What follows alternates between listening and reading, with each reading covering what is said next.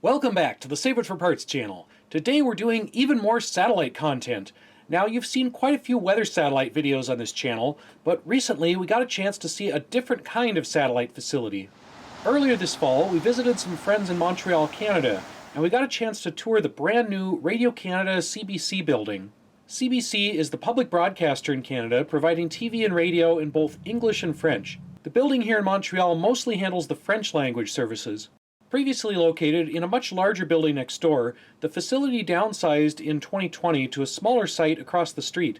The new building included brand new satellite equipment on the roof. CBC and Radio Canada provide several satellite channels to outlying locations in Canada.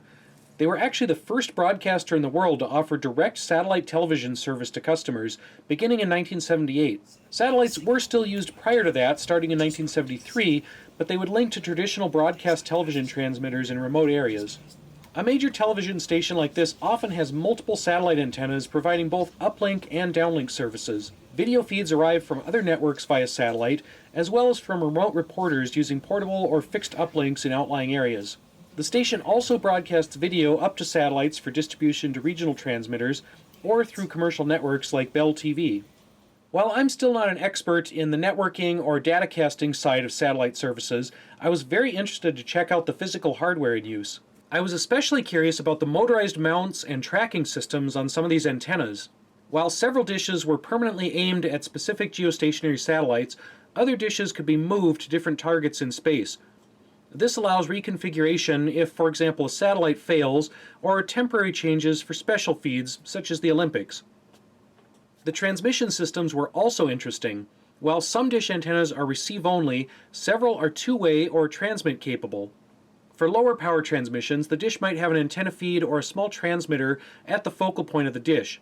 For higher power operations, the actual microwave transmitter is a rack-mounted unit back in the network room. Microwave signals are then carried to the dish using a waveguide, essentially a hollow pipe that bounces the microwaves to their final destination. This is perhaps closer to fiber optics than to traditional antenna cables. It's a technology that I'm somewhat familiar with, but I have not had much opportunity to use firsthand.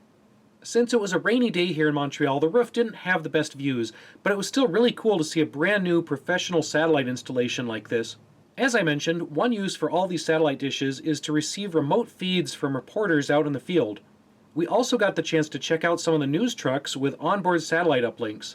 These trucks can function as a complete mobile news studio with cameras, editing equipment, and broadcast gear.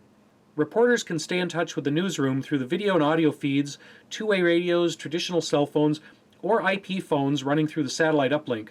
The satellite trucks each have a large folding dish on the roof that can automatically deploy and aim, although it seems to take some fine-tuning to get the best signal. As a side note, I'm kind of looking for a used satellite truck like this for a mobile ham radio shack, so if anyone knows of a cheap one in the Midwestern US, let me know.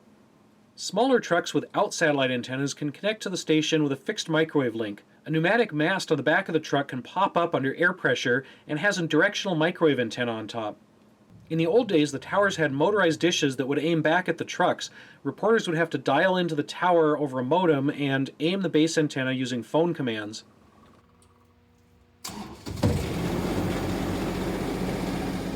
It was very cool to see the CBC studios and the communications equipment, and I'm glad we got a chance to visit the station.